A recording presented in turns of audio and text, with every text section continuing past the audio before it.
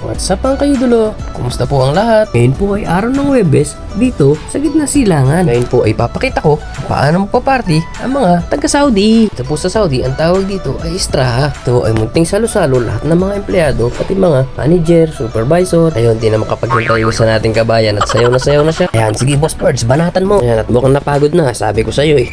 Ayun, si Fernando nasilip sa kabila. Geng.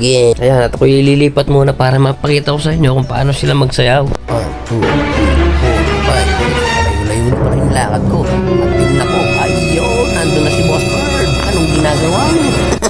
Alam ko na, nagpapagutom ka, no? Sige, giling. Yan. Kaya natutuwa ang supervisor namin.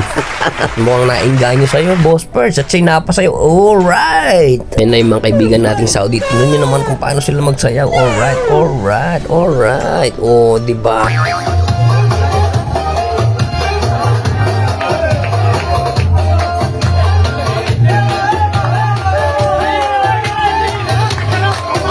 Oh, ang lupit, di ba mga kaidolo? Itong si Boss Birds talagang ganado. Ayaw pa rin paawat. Sige, bana. Yan, at may nadating pang isang bisita. Kung tawagin namin ay John Wick, dirty version. Ito ang to, yan pag sinabi mong John Wick, dirty version.